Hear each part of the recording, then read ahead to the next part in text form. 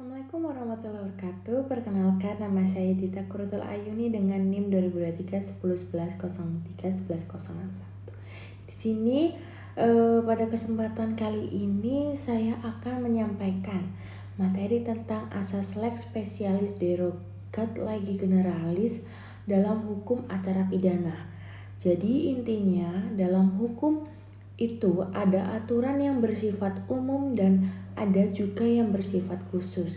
Dan nanti kita akan bahas bagaimana cara menentukan aturan mana yang dipakai kalau keduanya mengatur hal yang sama. Nah, materi ini penting karena dalam praktiknya hukum tidak selalu sederhana. Kadang satu peristiwa bisa diatur oleh lebih dari satu aturan, jadi perlu ada pedoman untuk menentukan mana yang lebih tepat digunakan. Nah, di sini saya akan jelaskan mulai dari pengertian, dasar hukum, kedudukan KUHP, peran undang-undang khusus sampai kesimpulannya. Jadi untuk lebih jelasnya kita mulai dari yang pertama yaitu pengertiannya dulu.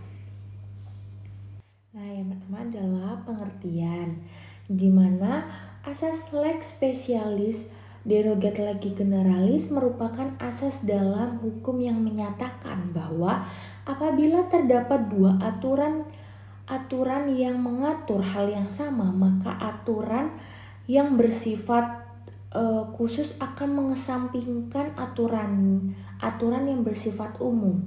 Asas ini digunakan untuk menghindari konflik norma serta memberikan kepastian dalam penerapan hukum, sehingga penegak hukum dapat menentukan aturan yang paling tepat sesuai dengan jenis perkara yang dihadapi. Nah, secara sederhana, dalam hukum dikenal asas yang namanya lex specialis derogat legi generalis, di mana asas ini artinya kalau ada aturan yang mengatur hal yang sama, maka aturan sifatnya khusus akan mengesampingkan aturan yang sifatnya umum. Maksudnya, kalau dalam satu kasus ada dua aturan yang bisa dipakai, maka tidak semuanya dipakai sekaligus, tapi dilihat dulu mana yang lebih spesifik terhadap kasus tersebut. Jadi asas ini juga dipakai supaya tidak terjadi benturan aturan dan supaya penerapan hukum lebih jelas dan gak membingungkan.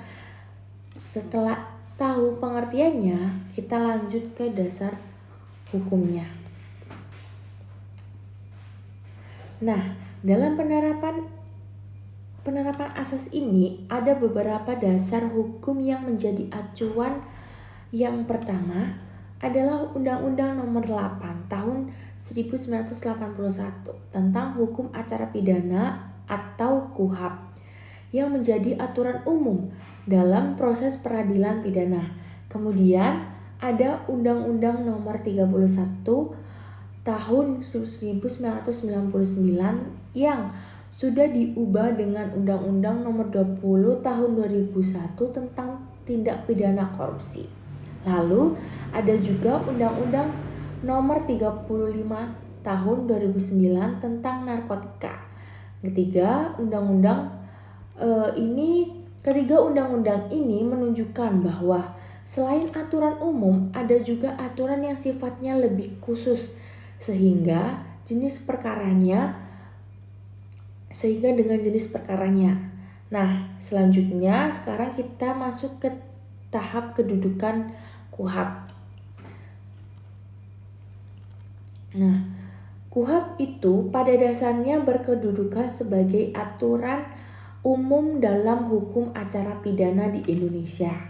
Semua proses peradilan pidana itu ada dasarnya mengacu ke KUHP mulai dari awal sampai akhir proses. Tapi KUHP bukan satu-satunya aturan yang digunakan karena beberapa Karena dalam beberapa kondisi ada juga undang-undang dan yang lebih khusus. Jadi, KUHP tetap dipakai selama ada aturan khusus yang mengatur hal yang sama. Dan selanjutnya kita lihat peran undang-undang khusus. Nah, selain KUHP ada juga undang-undang khusus yang mengatur tindak pidana tertentu secara detail.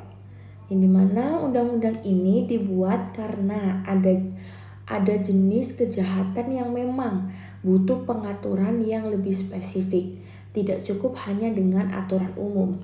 Karena sifatnya lebih khusus, maka pengaturannya bisa berbeda dengan KUHP. Nah, dalam hal ini undang-undang khusus biasanya lebih diutamakan dalam penerapannya. Setelah itu kita lanjut ke slide penerapan asas dalam praktik.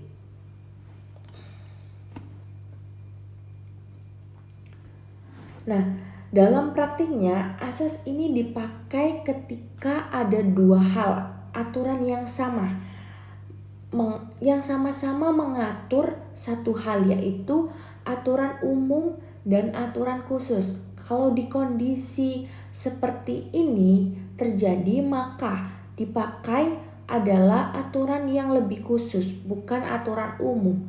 Tapi KUHP tetap jadi dasar selama tidak ada aturan khusus yang mengatur secara berbeda.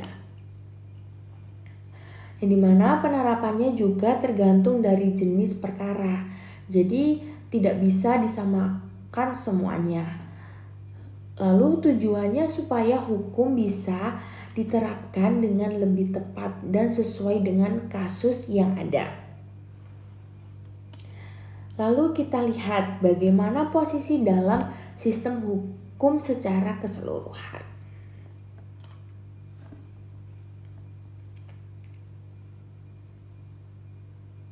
Nah, di slide ini adalah kedudukan dalam sistem hukum, yang dimana keberadaan undang-undang khusus ini menunjukkan bahwa hukum itu sifatnya fleksibel dan bisa menyesuaikan dengan kebutuhan. Jadi, hukum tidak hanya bergantung pada satu aturan saja, tetapi juga melihat karakter dari masing-masing perkara. Dengan begitu, penegakan hukum bisa lebih tepat dan tidak dipaksakan memakai satu aturan untuk semua kasus. Nah, hal ini juga membuat sistem hukum jadi lebih adil dan sesuai dengan kondisi di lapangan. Begitu kita bisa menyimpulkan.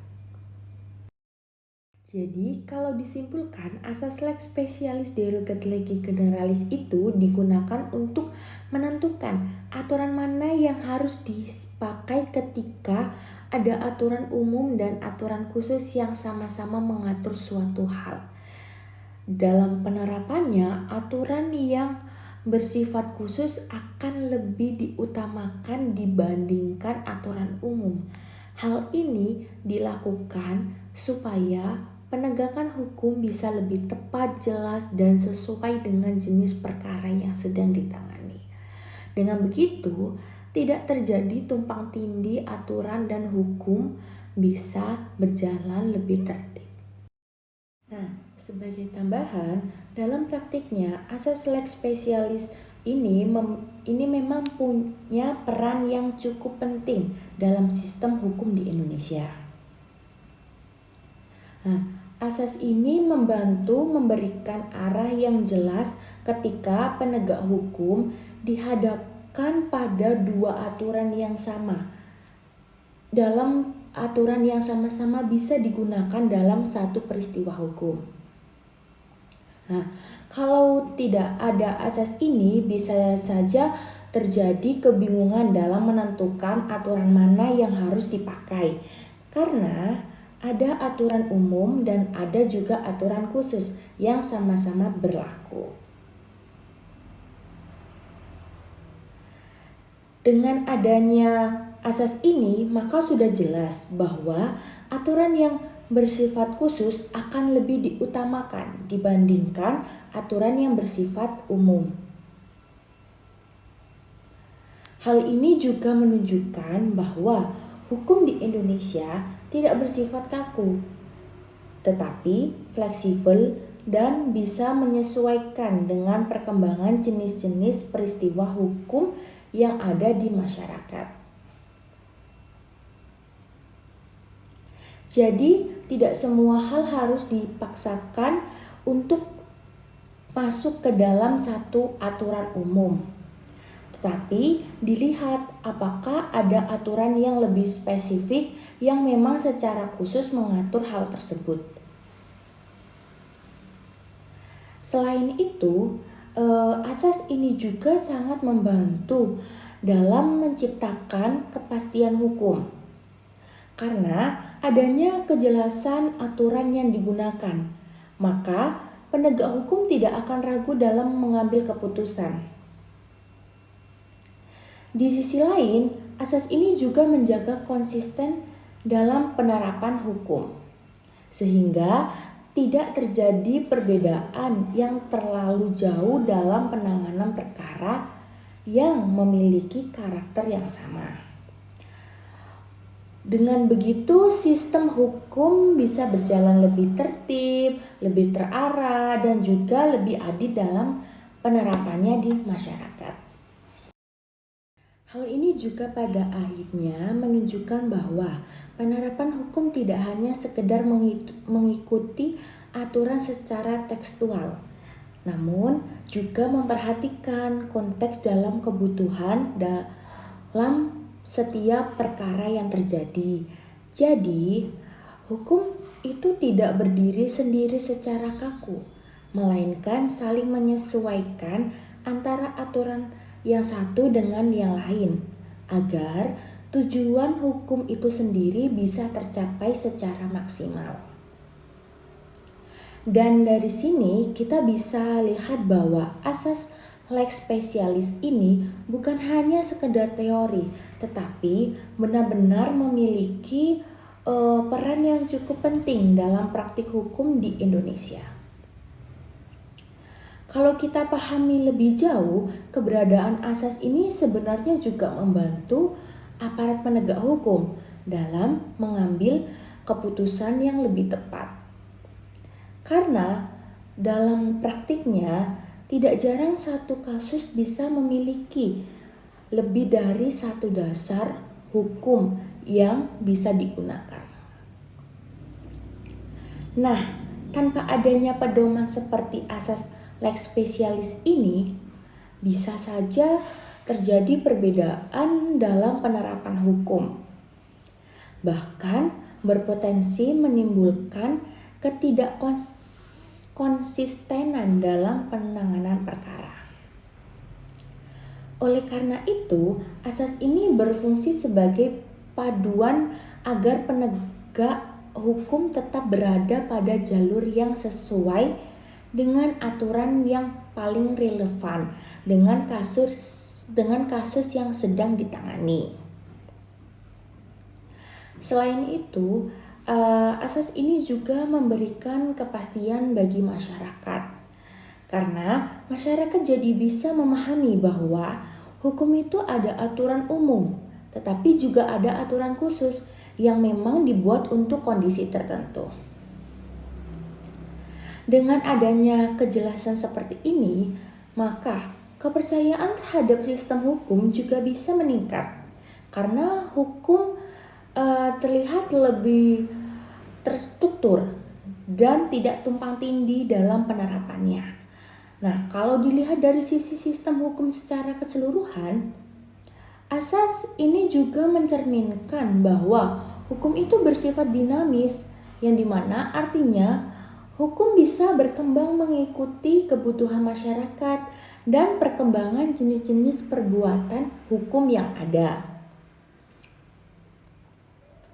Sehingga Tidak semua hal harus dipaksakan masuk ke dalam satu aturan yang sama, tetapi disesuaikan dengan karakter dan kekhususan masing-masing peristiwa hukum.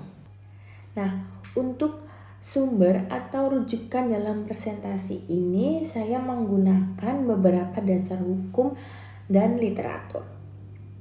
Nah, yang pertama adalah Undang-Undang Nomor 8 Tahun 1981 tentang Hukum Acara Pidana atau KUHP. Yang kedua, Undang-Undang Nomor 31 Tahun 1999 yang telah diubah dengan Undang-Undang Nomor 20 Tahun 2001 tentang pemberantasan tindak pidana korupsi. Lalu Undang-Undang Nomor 35 Tahun 2009 tentang narkotika, dan sebagai referensi tambahan digunakan buku hukum. Baik, di sini demikian yang dapat saya sampaikan mengenai asas lex specialis derogat lege generalis dalam hukum acara pidana. Semoga penjelasan ini bisa memberikan gambaran yang lebih jelas tentang bagaimana hukum bekerja dalam menentukan aturan mana yang digunakan antara aturan umum dan aturan khusus. Terima kasih. Wassalamualaikum warahmatullahi wabarakatuh.